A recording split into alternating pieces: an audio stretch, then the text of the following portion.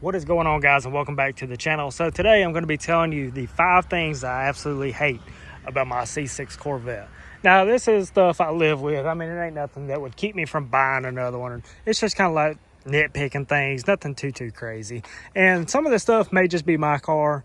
I'd like to know if some of it is everybody else's car too, but some of it's just my car. But I know for a fact this first one, probably every Corvette has to deal with this, but when you wash this car, it doesn't matter if you go 5 minutes down the road, 5 miles, 500 miles, it doesn't matter. You can have this thing spit shined. This back bumper is gonna get destroyed. Now, I just washed this thing. Obviously, it got kind of sprinkled a little bit earlier, so it's got little spots all over it. But if you see all that stuff, I guess it's just the tires kick it up or whatever, and it just makes a big like dust storm in the back and it sticks to the paint. God, it'll drive you crazy, especially when you spend hours cleaning this car. I mean, stuff sticks to the paint on the back so easy. Really drives me insane because like the rest of the car look good, then you come to the back, it looks like you never even hit it.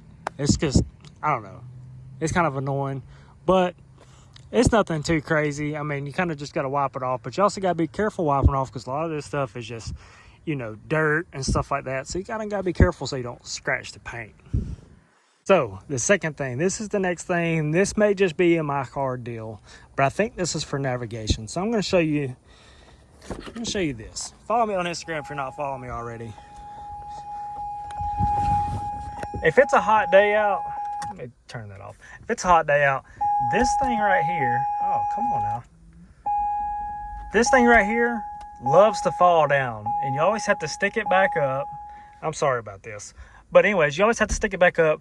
I'll get in the car after like a good, 80, 90 degree day, and this thing would just be hanging down. And it's got like double-sided tape or whatever, but I always have to stick it back up. It gets annoying having to put it back up. And it never has fallen with me in the car. It's always when I'm not in the car, I guess the window's up, it gets kind of hot in here. And I don't know if the adhesive just gets so hot that it doesn't stick anymore or what. I'm not real sure. But this thing always hangs down. And it's just kind of one of them things where it gets annoying because you always got to stick it back up there. And like I said, it's never fallen with me in the car, but it gets old having to re-stick it every time. I had to do it today before I got it out. All right, so the third thing I hate about this car, and a lot of C6 guys will probably understand, it's kind of like where you're at in the country, what city, how good your guy is. But tinting the back glass on a C6, I mean, there's a lot of people that don't want to touch it, and the people that do want to touch it, I mean, I've gotten quotes of $600, and the $600, well, if we mess it up, it may be more, which I don't really understand because that's kind of on you at that point. If you don't think you can do it, don't say you can do it. But also, we even sanded, or my guy even sanded these little dots down, and it still bubbled up right here. A lot of people are like vinyl wrapping that right there, gloss black or matte black, and I thought about doing that, but I just haven't had time. But tinting the back glass on C6 is apparently pretty difficult from what I've read. I mean, it's the way it's rounded, it's really big. It's just it's kind of a hassle.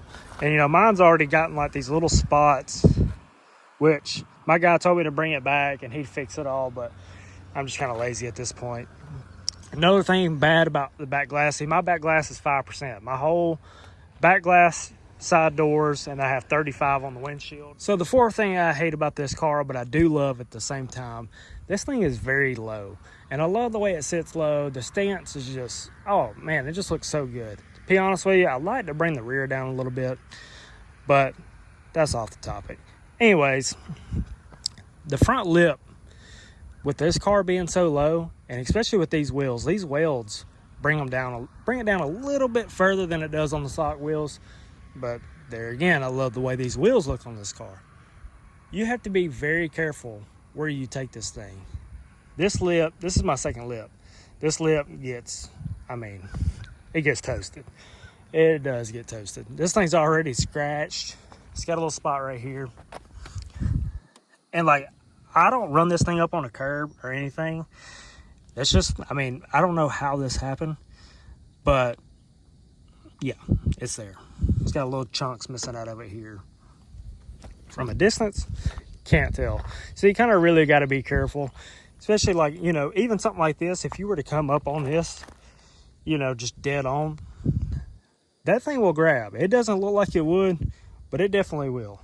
This little spot right here will definitely grab. So you kind of got to really be careful. You got to really be cautious about where you're at. To be honest with you, how far, I mean, because it's kind of a hard perspective inside the car, how far you are in a parking spot to move up so you don't hit a curb.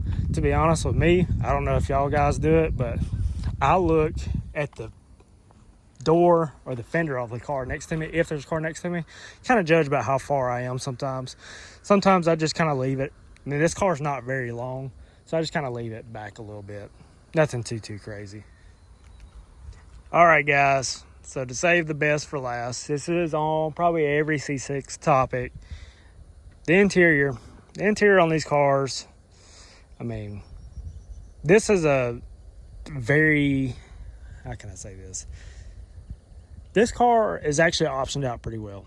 So when it came from the factory, this car had all the options. It's got heads-up display. It's got the factory nav and all that stuff. Dual climate. Of course, I don't know if they all have dual climate.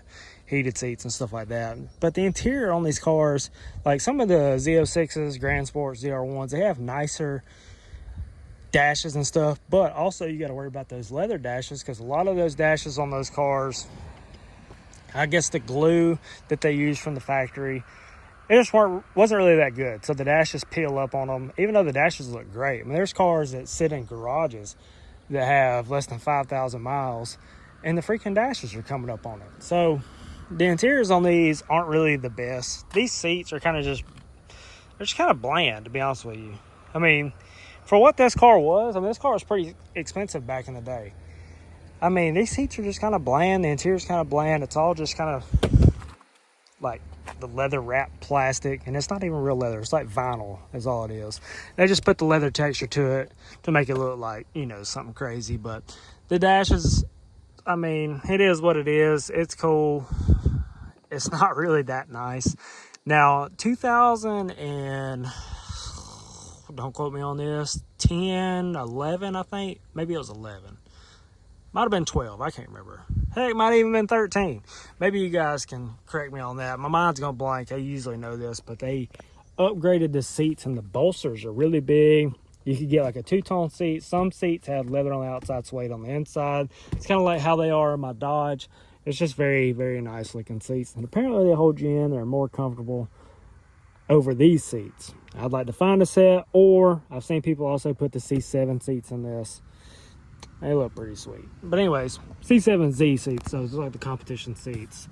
They look really cool. But anyways, guys, I mean, would all this stuff keep me from owning this car? No, I mean, this is just the little stuff you get. I mean, it is what it is. This car is the best bang for your buck. If you're wanting to get into something really cool, you know, performance-wise, good driver car. This car drives great. It's such a fun car to drive, especially with the Supercharged on this car. This thing is a blast. I love it. If I do sell it, C6 ZR1 will be the next step. But for now, I'm keeping this unit. Thing's pretty sweet, but that's really about it. That's a lot of just nitpicking stuff. That ain't nothing crazy. I mean, you get what you get. Every car's got its flaws. People say, oh, there ain't nothing about this car, you know, I don't like, which I'd probably say that about like a Lamborghini SVJ or something, because I love those things. Maybe getting in and out of it would suck. This kind of sucks getting in and out of, but, you know, every car's got its one thing that you would change. And I really had to sit and think of some stuff, but the first with the freaking dirt on the back bumper, that drives me insane. Because, like, I like to keep my stuff clean, and when it is clean, I don't like to get it dirty. Like, I'll dodge a water spot. I'll dodge a little dirt in the road or something like that. It doesn't matter. I mean, you could get on a freshly paved road, and it's going to sling some stuff up. If there was, you know, if they swept it, there was nothing there. Stuff's going to end up on the back bumper. But anyways, guys, sorry for rambling on. Please hit the like button, hit the subscribe button. Let me know what you want to see next. That'll do it. Peace.